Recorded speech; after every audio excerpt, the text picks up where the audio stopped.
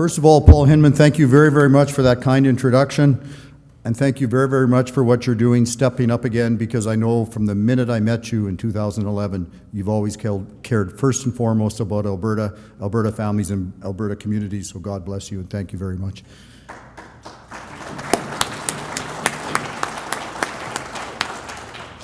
That's where I want to start.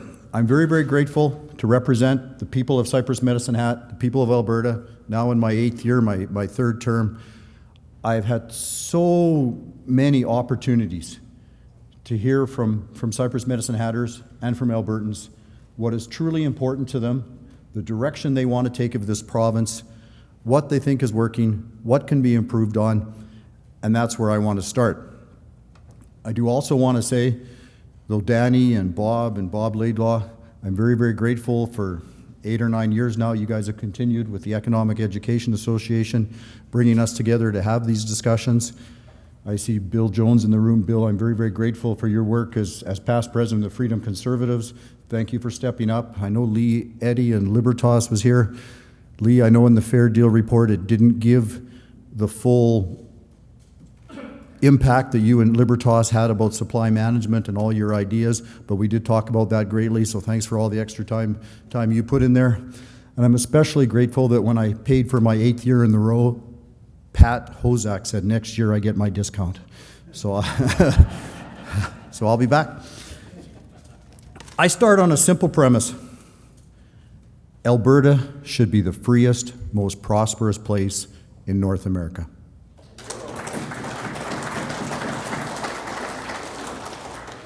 Everything comes from that.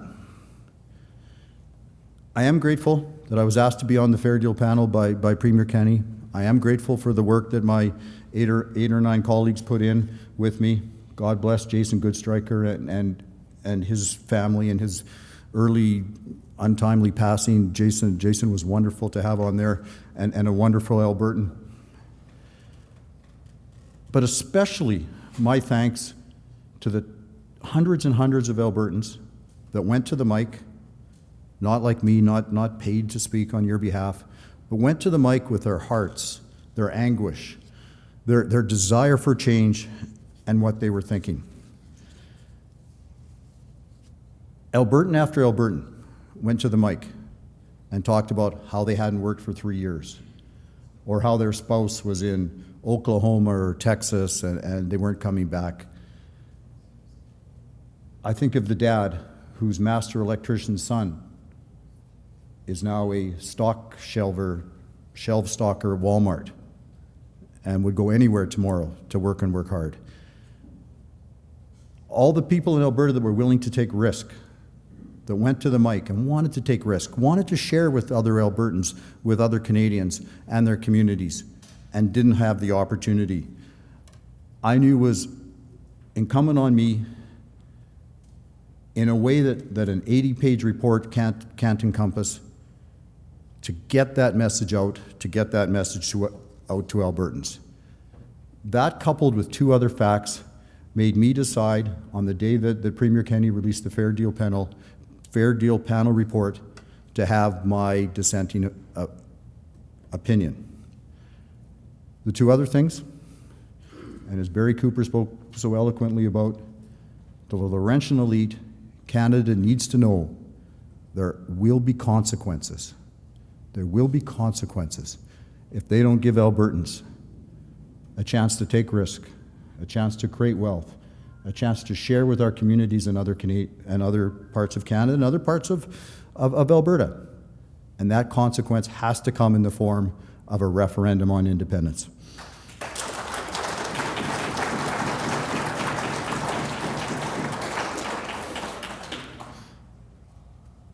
And it was something I hadn't really thought about very much until this occurred. But in one of my responses to some of the first pushback I took, and to be fair, for every person that's came up to me and said, I've done the wrong thing, 999 have said, thank you, you've done the right thing.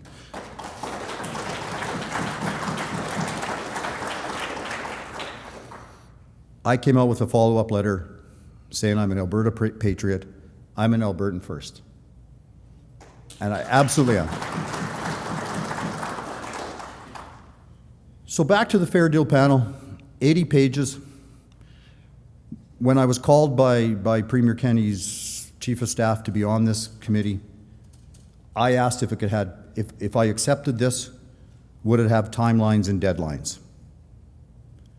I got an unequivocal yes.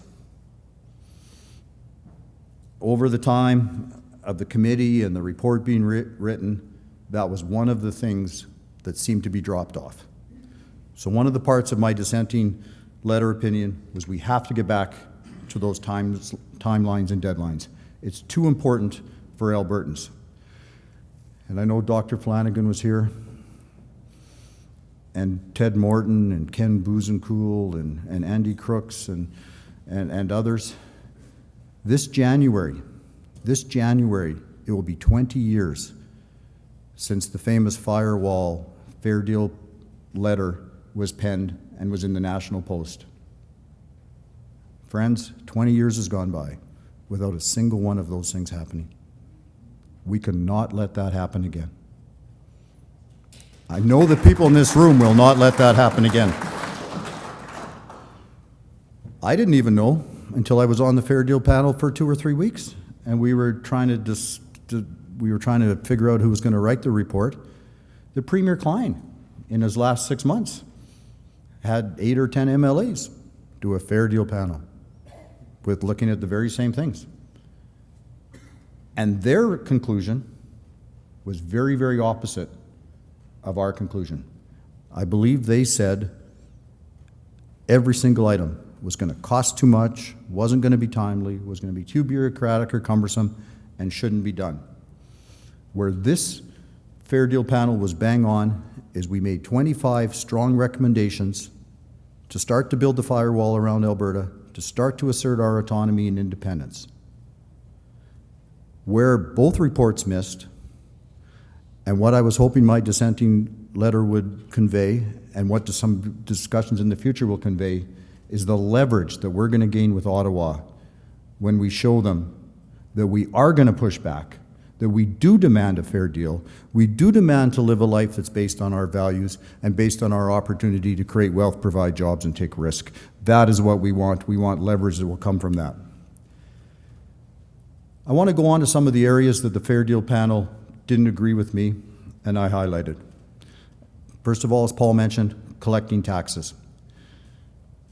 I was the finance critic for a short time when we were in opposition, and I remember questioning at a public accounts meeting one day Alberta's Treasury Board and Finance, Alberta's Finance Department. Currently, right now, Alberta and Quebec are the only 2 provinces that collect our corporate tax. Quebec goes one further, and they collect their personal tax.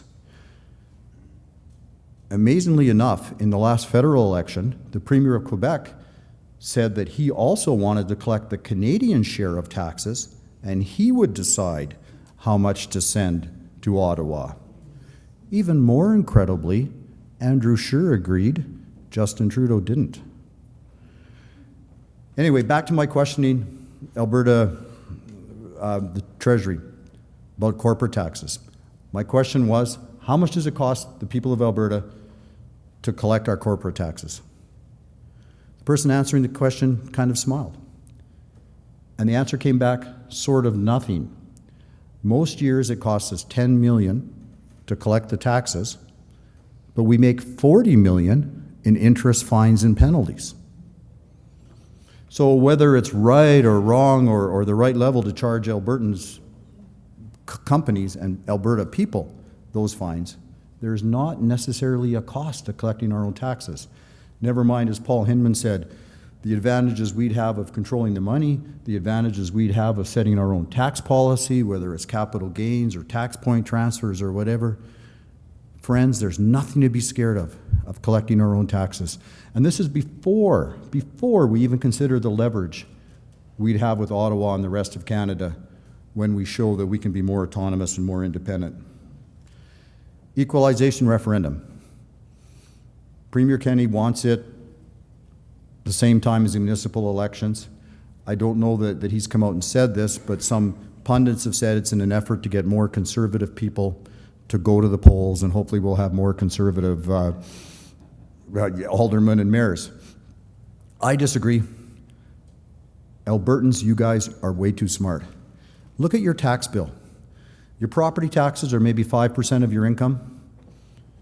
Your provincial taxes are maybe 15% of your income, way more by the time you consider the hidden taxes.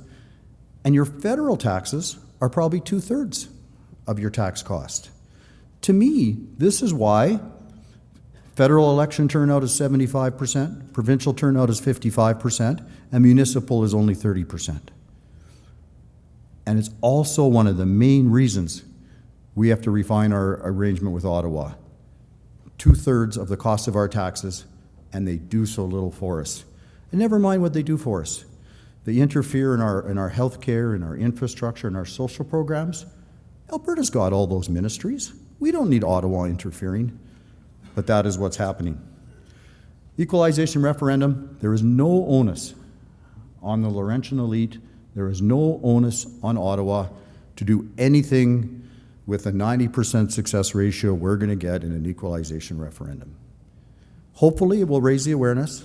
Hopefully it will make the rest of Canada more aware of the $20 to $40 billion in hard currency we send to the rest of them. Of course, not all of it's in equalization, but it may not. They may just thumb their noses at us. The sooner we get this done, the sooner we start to push back, the sooner we're down the road of making Alberta the freest and the most prosperous place in North America.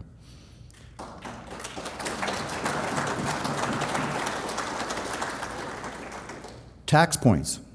If you live in Quebec, right now you pay Ottawa less tax than you do if you live anywhere else in Canada. It's only 2 or 3%, I think is what it is, but there's tax points that were transferred to the government of Quebec from Ottawa for a social transfer and a health transfer. I thought the report was wrong when it didn't ask for Alberta to have that same power. And I think some of the feeling with my panel colleagues was sometimes getting money from Ottawa is worth more than these tax points are worth. Two thoughts I say to that. Number one, there's nothing that Ottawa has ever put back into Alberta that they haven't taken out of here first. Hear, hear. The number is staggering. It's like $670 billion we have transferred out of here since 1961 to the rest of Ottawa. Two thoughts. I especially feel guilty about that because I was born in 1961. And secondly, Spencer and I, a Project Confederation person over there, were talking about Peter Zahan's book, America, the Accidental Superpower. Brian Hildebrand, you and I both talk about that book lots. Chapter 12, he says, right now in Alberta, for every dollar of benefit we get, it costs us 6 to the rest of Canada. As all of Canada ages, he feels that's going to go to 20 to 1, unless we reform this great socialistic experiment of Canada. Ladies and gentlemen, it's incumbent on us, for our families, our kids and our grandkids, to start to get this job done.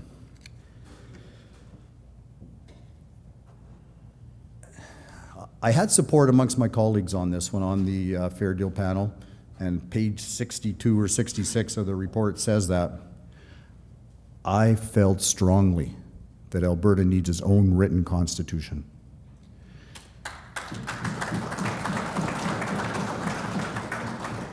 We sort of have a constitution now, the Bill of Rights and all this jurisprudence since 1905.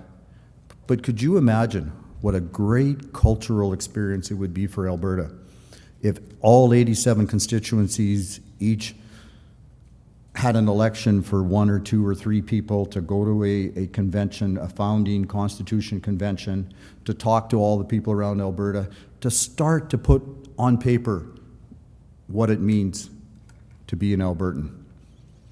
Of course, there's not many finer human documents than the Alberta Constitution. But just think of what we could put in this Constitution. We could really enhance and enshrine property rights. We could limit the size of government.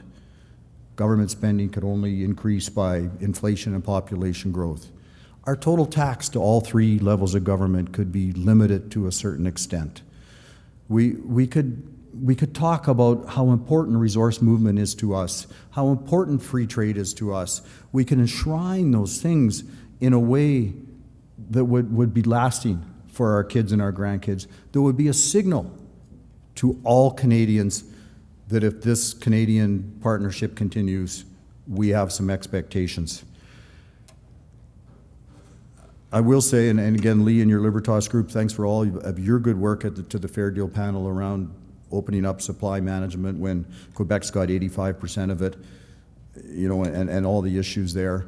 But you and other groups that talked about how free trade in Canada is so limited, the number of people that went to the mic and said, if we don't have free trade across provinces, are we really even a country? Made you think about how far offside we are, and something that needs to be done. So, I guess I want to close with,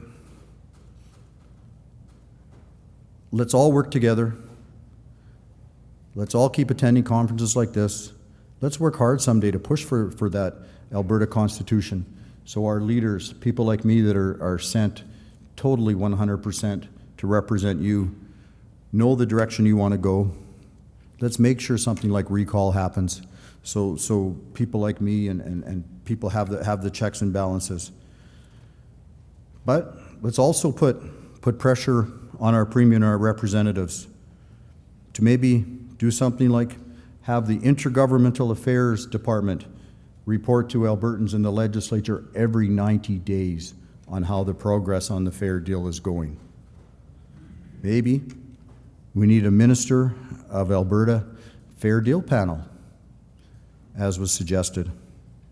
Or maybe, as Barry Cooper's colleague Leon Craig in Edmonton wrote a year ago, maybe the Alberta government needs a Minister of Independence Preparation.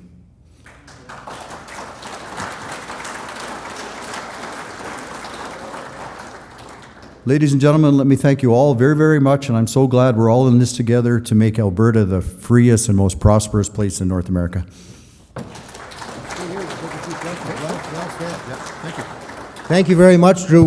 We've got time for a couple of let's take a few direct questions of Drew, and then we'll sort of open it up to general questions. Oh, we got one right there, Mike. And then, oh no, actually, I told Roger he could go first at the end of the last session. So, go ahead, Roger. Well said. Thank you. It was great. Yeah, by way of context, I'm a physician. I would suggest that in terms of sending shots across the bow to Ottawa, the biggest shot is still to be considered, and that is to allow private healthcare in Alberta. We are the only country in the world that prohibits private healthcare other than North Korea, and it happens to be the world's biggest industry. Why we don't allow that in this province and improve the tax base in consequence absolutely defies me. It would be a real attention getter. It's not prohibited under the Canada Health Act. They simply apply a penalty. And I would suggest that penalty be simply subtracted from the equalization payment. Good. Yeah, thank you. I guess everybody's okay. For those that didn't hear it, the idea is allowing and providing private health care in Alberta. Thank you very much for that, and thanks for your service to Albertans as a physician.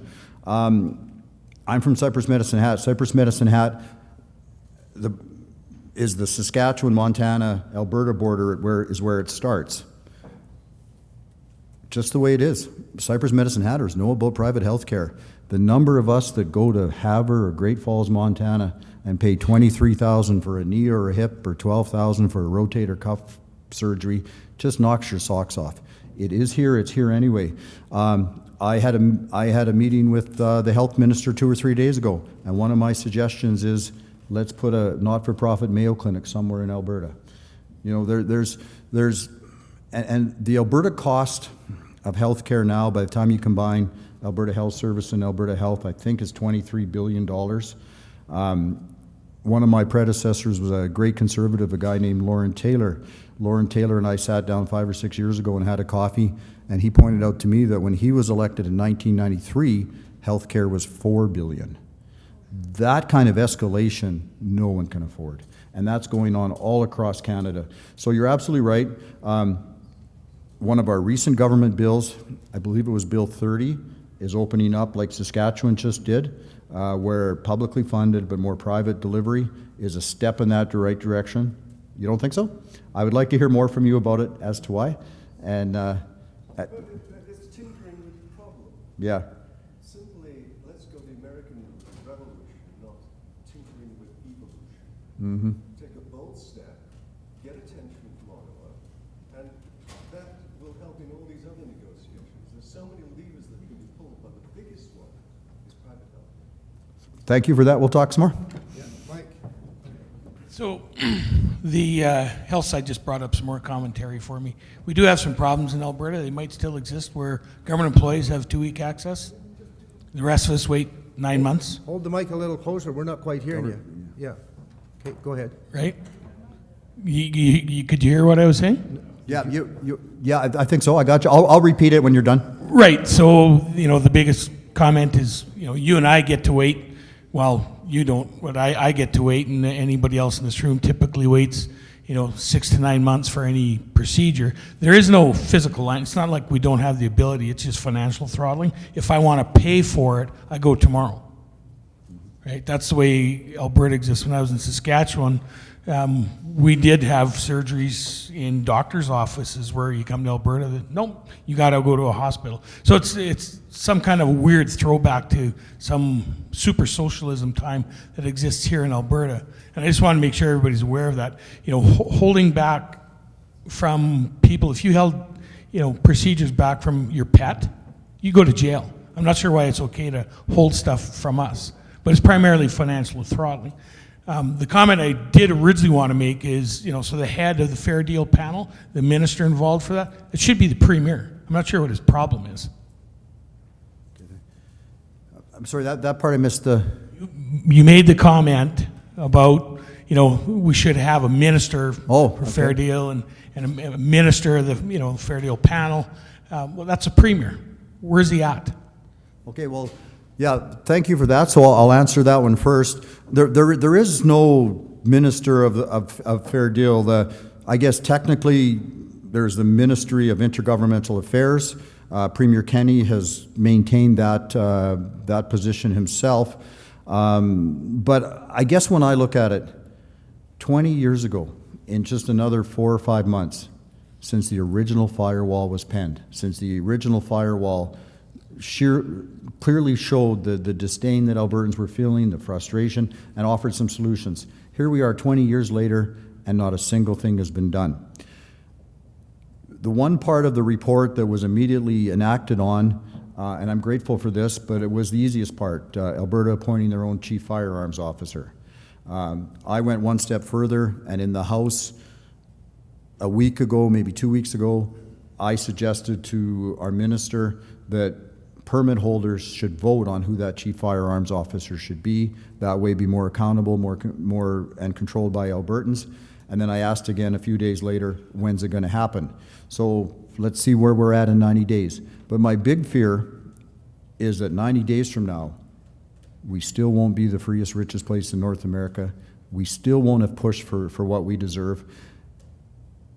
All of Canada will work better if Alberta can lead the way again. Yes, we have to reform equalization. We have to make things fair. But if every part of Canada developed their resources, stood on their own, worked on their competitive advantages instead of falling back to our socialistic system, I believe we'd be all further ahead.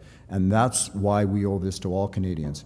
So you do know that Butts hired 400, almost close to 500 environmentalists to work with the federal departments. Well, it's as Okay, I do know that Butts hired 400 or 500 people to work in the federal environmental office. And Paul Hinman and others talked about it when they talked about opening the Constitution. In 1930, when the provinces got control of the resources, it looked like a clear victory for us. In 1985, when Premier Peter Lougheed stood up strong and got more control of resources for the provinces in Alberta, it looked like a clear victory for us. But what wasn't clear, and what the problem was, and the federal government realized this right away, is environment is a joint responsibility between the feds and the provinces. And that is how they've decided to impose their values on us, whether it's anti-carbon, or protecting the eastern refineries, or for whatever the reason. And they've decided to play in our oil and gas business by playing environmentally with a carbon tax, C-69, the No More Pipelines bill that measures all the emissions if you're going to put in a pipeline, but doesn't hold the same standards for a new concrete plant in Quebec, and C-48, the tanker ban. Bitumen on the north of the Vancouver port is not allowed, but conventional oil south of the Vancouver port is. And so it was one of the great parts about being on the Fair Deal panel. Guys straight off work would walk to the mic. They'd get to the mic, and they'd say, what bugs me most and what has to happen first is we have to make Trudeau sell the Trans Mountain pipeline back to private hands. And we'd say, why is that? Because he can shut the taps off anytime he wants again, as long as he owns it. So much conventional wisdom amongst hardworking Albertans. And again, I hope and pray that Alberta is at the point where we now realize nothing moves unless it's pushed, and it's time to push.